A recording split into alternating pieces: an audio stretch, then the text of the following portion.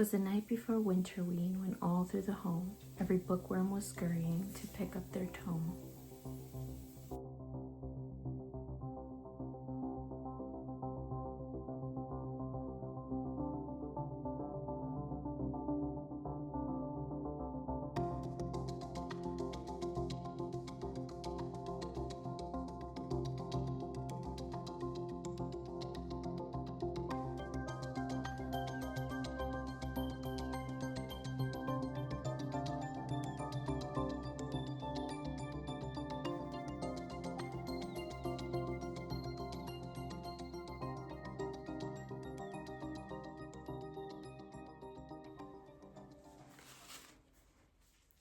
Hello and welcome back to my channel, and happy Winterween 2025.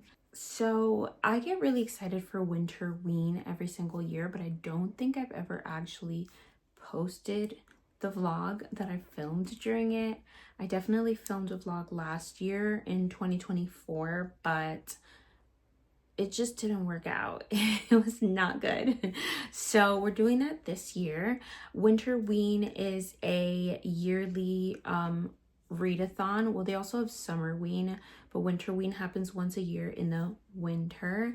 It's hosted by Gabby Reads. And basically it's just spooky season in the winter. I'm not a huge fan of Halloween, but Winterween I could get down with. There are 5 prompts for Winterween. Number 1 is read a book in the dark or at night, which I think I will just get ahead with and do tonight.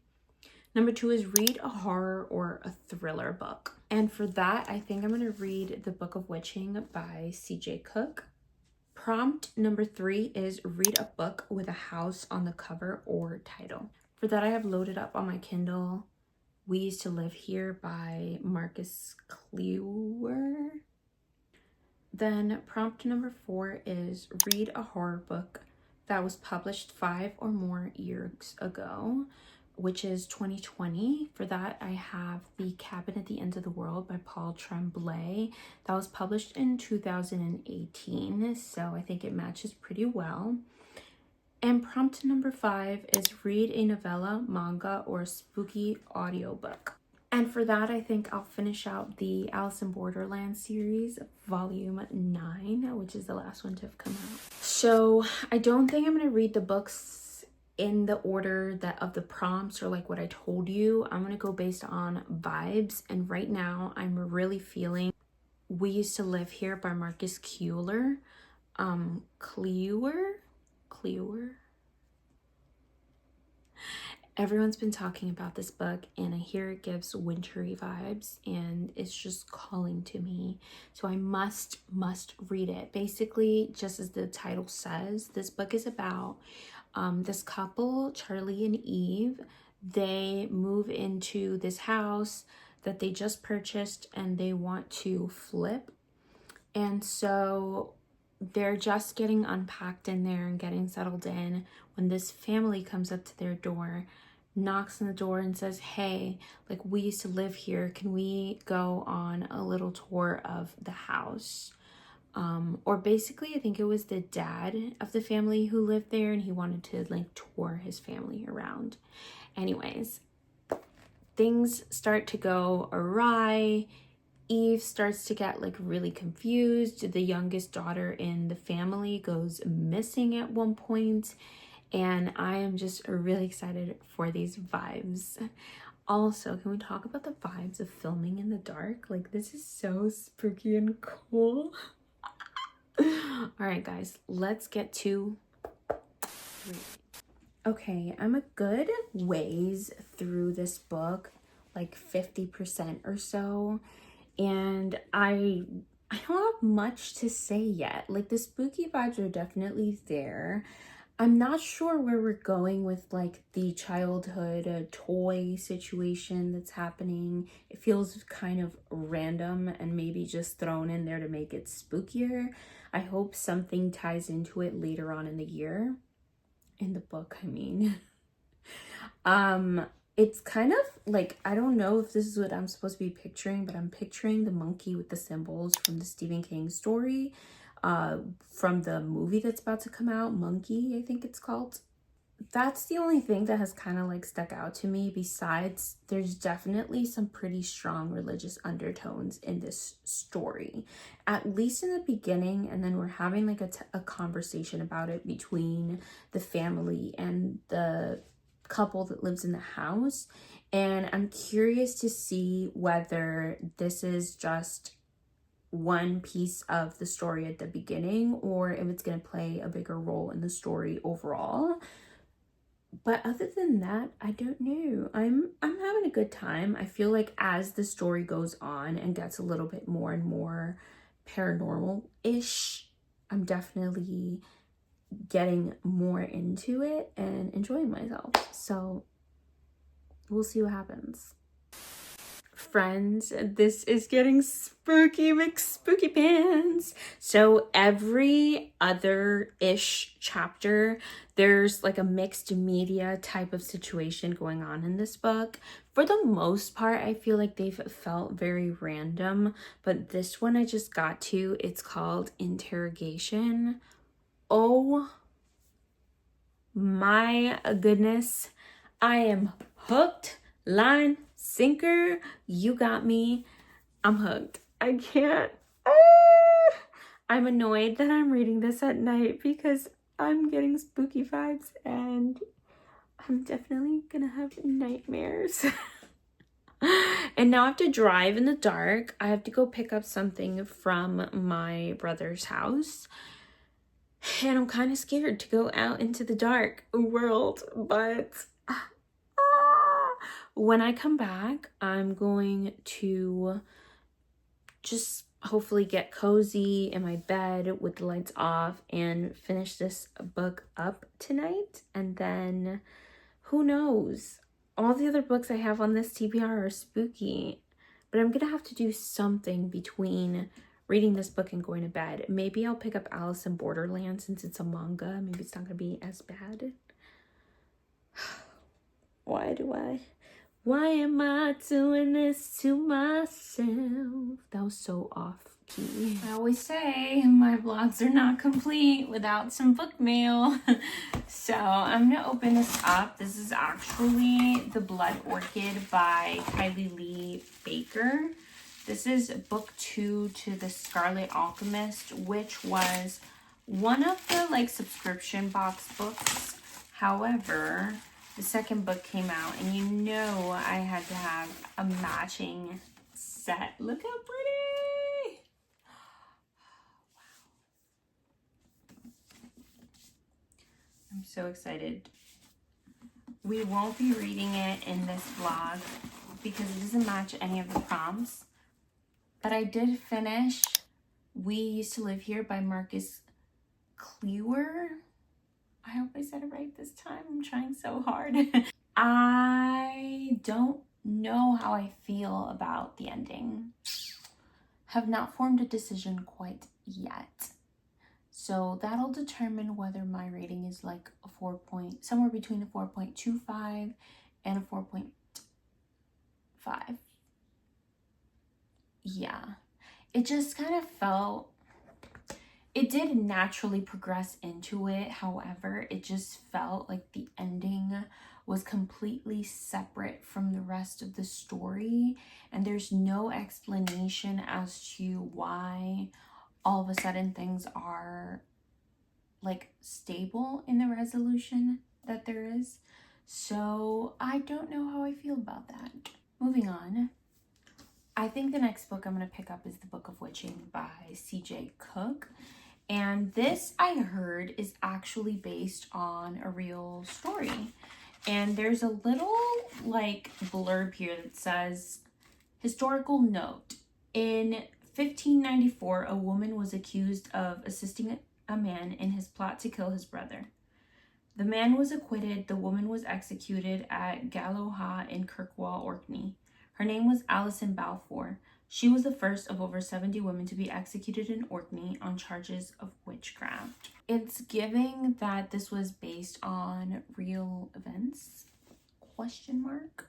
So basically this book is about a girl named Erin who goes on a hiking trip with her friends to some remote Orkney islands, and a horrifying accident happens. So Clem, who is Erin's mom, gets a phone call about it. She comes to get Erin, and Erin is no longer answering to her name. She's claiming that her name is Nyx. And Clem basically travels to the site of the accident, and she's trying to find out what happened to her, and is it a ancient curse slash witchcraft situation, or is she just, you know, having side effects from her mind, you know? I'm excited. I feel like this is gonna be a good one.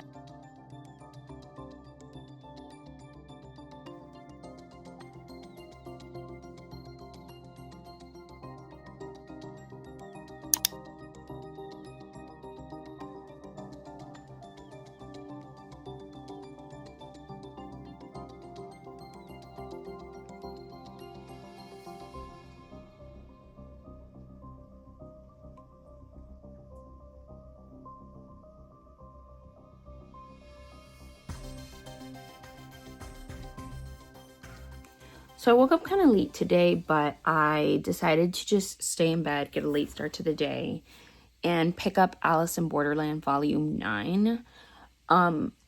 Because it's not that I wasn't enjoying the Book of Witching. I was, but I feel like I might be in a book slump. I haven't read not a single word in the last 2 days. And now I just like, I don't know. The book is good. I'm not saying it's not good. I just like wasn't like super feeling invested in reading anything at all. So I decided to switch it up to something easy and see if that would help. And I'm not really feeling this either. I love this series. I gave almost every book in this series like 4 stars. Also, I was looking on Goodreads because I turned to the back and I noticed that it says here final volume. I'll cry if this is the last one. But I was trying to figure out if there was going to be another one, and it doesn't look like there is. It seems like this is going to be the finale, and now I'm sad because I wasn't expecting that, and I love this series. On the bright side, at least volume 9, we're finally following the main character again. I feel like the last volume I enjoyed, but not as much as the rest of them, because we were kind of getting like a alternate side story. Essentially, it was like other players clearing some of like the face cards, which makes sense because if you don't know what this book is about, essentially there's like an alternate universe of Japan called Borderland, and these people were kind of end up in Borderland. They don't know how. We still to this moment don't know how they got there, and they basically need to play games in order to extend their visas. If your visa runs out, you're unalived. So essentially they're trying to clear all of the games, and the games are cards. And so right now we are playing against the face cards, and it makes sense that like the main character wouldn't clear every single game in the world. And so we did get, I think, like 1.5 of these volumes where other characters were clearing some of the cards. It makes logical sense, but I just want to follow Arisu's story. So I'm glad to be back with him. And I don't feel super invested though. I just think I'm in a book slump though. And I'm sad. That's the tea. I'm going to get ready for the day. I look crazy, but I have to run around today and do some errands, pick up some gifts for my mom. I'm trying to like decorate her house. My mom has this really like, it's kind of funny. She does these like decors that are really just interesting looking. I'm not gonna lie. They're kind of interesting. But she always does it for everyone's birthday. And I thought I would do my mom style decor for her. So she's coming back from some island called Virgen Gorda. And yesterday was her birthday. So I think I'm going to try to decorate her house at like her style that she would decorate for someone else's birthday. And I have to grab a couple of gifts on behalf of my dad and her sisters because they're away on vacation as well. Everyone in my family's on vacation except for me. This is cruel. So I'm going to go get ready to run those errands, and I will try here and there to pick up either the Book of Witching or Alice in Borderland. So I've just got finished running the birthday errands. I got my mom 2 different cakes. I got a couple of gifts on behalf of other people, and I also bought a bit of groceries, both for my house and so that I could cook my parents dinner when they get home tonight. And I did take some breaks, and I was reading the Book of Witching. So first of all, this author, she does whatever she wants. I thought there was like 2 perspectives, but there's not.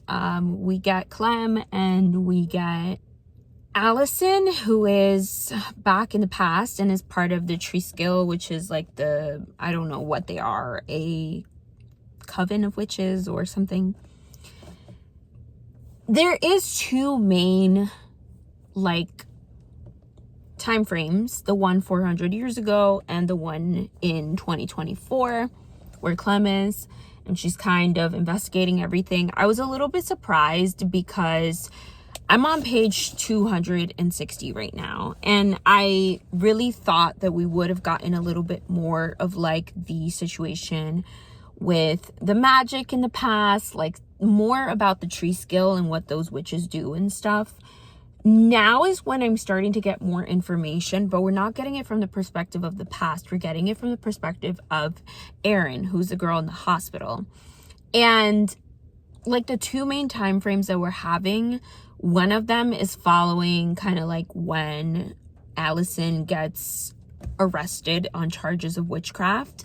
And the other one is kind of following Clem from when she gets the call that Erin's in the hospital through kind of like her action steps afterwards. It totally threw me off because I kind of was like in the mindset of like 400 years ago, and they start to mention TikTok and I'm like, wait, what? What's going on here? It just felt so, I don't know, like it kind of like surprised me and took me out of it, but I guess it does make sense for like 2024. That was last year. Either way,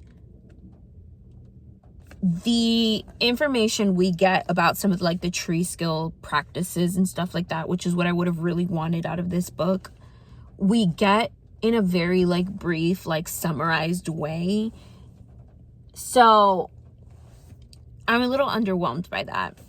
I am enjoying the book itself, but other than that, I don't really have that many thoughts. And you know what? I'm deciding that that's okay right now. I feel like a lot of times, especially as someone who makes booktube videos and reviews books, I feel like I have to have a lot of thoughts about books, but sometimes you're just like enjoying the vibes and that's it. And there's not a lot to think about it. So that's all I have. And that is a-okay. I think I'm going to go upstairs before I go to my mom's and just get into the flow of decorating and everything. Hopefully finish this before I leave the house, and then maybe hopefully finish Alice in Borderland, which I brought with me because I thought I was going to maybe finish the Book of Witching at a coffee shop or something, but I didn't do that. So we'll see. Definitely want to finish at least one of these 2 before I head out. So many things have happened since the last time I filmed, but we're just going to forget about all of that for a second. I'm just going to tell you that I've been reading Alice in Borderland Volume 9. I picked it back up again just now. And I was one page away from the big reveal of the entire series, and like, what is this and what's going on? One page in. I feel like my eye twitch is coming back.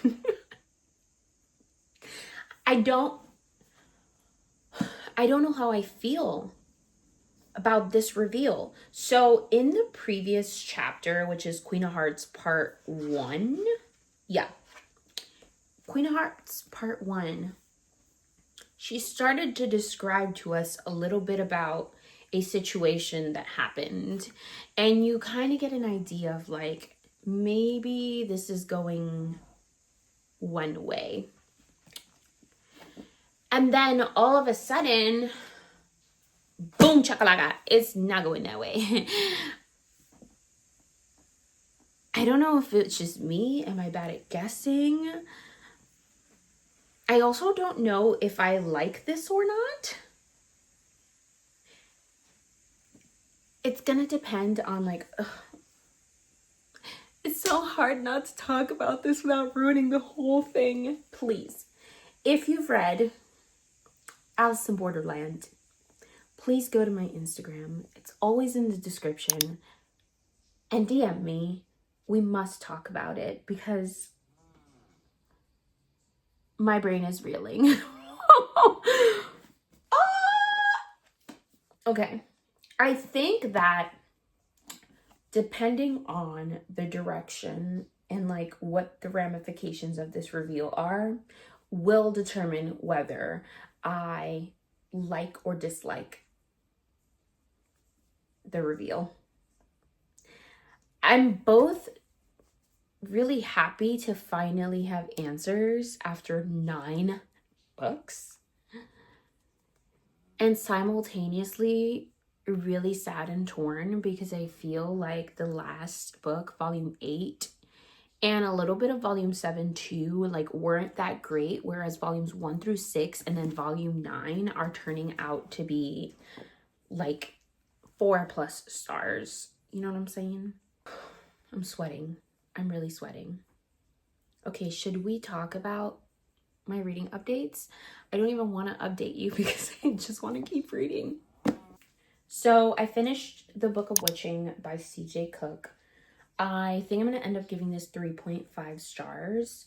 I don't know. It's almost like the description on the back of the book took the entirety of the book to play out in one of the timelines. And in the other timeline, I felt like we just didn't get as much of like the witchcrafts, like culty vibe situation that I wanted from this book. And so while it was really well written,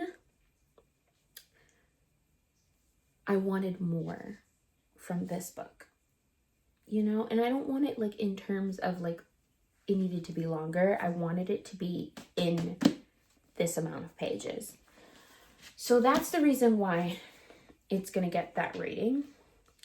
I also, since I was decorating last night, decided to download the audiobook for this. And I read the last like 9-ish chapters by listening to the audio. And I highly do not recommend it. The narrator, you could hear her like taking pauses to like gulp. You know when you're talking a lot and like your mouth gets dry and you could hear her like kind of like salivating. I don't know what the word is, like lubricating her mouth. Like it just was so odd. You could hear her like gulping, like making like sounds with her mouth, like the pauses she would take to kind of like take her breath and whatever were not unedited, and it was just like sounds that I just never pictured myself thinking about another person making. I don't know how to explain it, but I just like don't recommend the audiobook. I'm glad that I did not use it for most of this book because I don't think I could have gotten through it. And that's the Book of Witching. Then technically this morning, because it was after midnight, I picked up The Cabin at the End of the World by Paul Tremblay. And this book is essentially honestly, I don't even know how to explain it. I didn't read the description.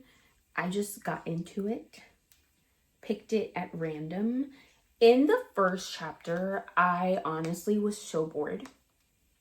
Like truly so bored for the entire first chapter. And the thing is that this is like a 300 and something page book, and there's only 7 chapters, so all the chapters are like super long, and I was so bored for the first chapter. Then the second chapter, it started to like get more fast paced, a little bit more is happening. I'm like, okay, I might be interested.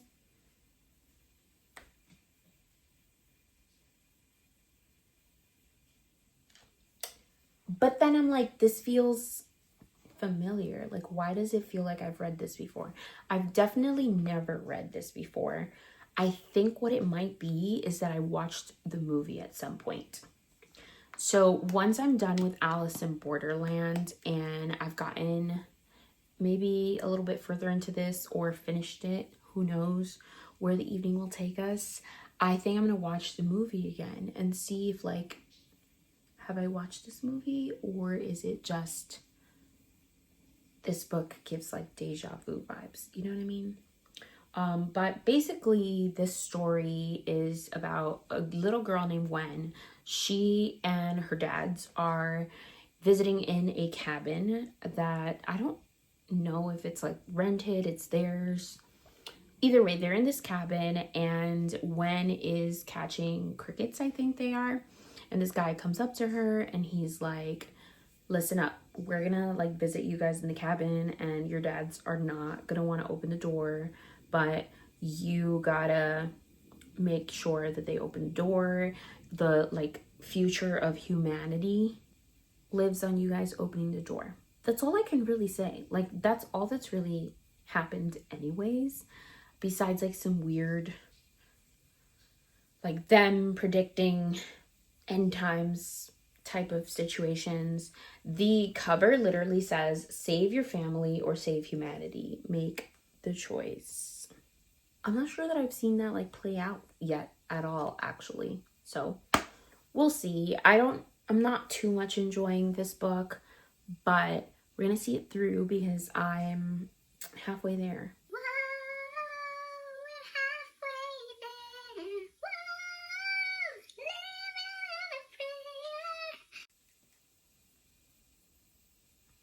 I don't know what that was. Back to Alice in Borderland, because now we come to the end of the road. Still I can't let go. It's unnatural.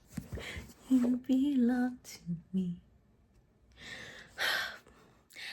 This is a random fact about me, but I only own volume 5 and volume 9 of this series, and I will have to collect them all because I will never forget this experience. Even though this ending thoroughly confused me and I'm going to have to Google it. I think if it wasn't for the ending, I would have given this volume 5 stars, because after I stopped filming, I can't even speak. After I stopped filming the last clip, I just flipped one more page and my mind was blown. I spoke too soon. Anyways, this one really like psychologically messed with my mind, and I feel like all of the volumes that were centered around Arisu really like psychologically messed with you, whereas I feel like the last 2 volumes, I don't want to say they were like a little lazy, but they weren't as fun, the games, you know? And the last one, the last game, I really was like, are you serious right now? This is the game for real? But it got interesting. I'll be Googling this.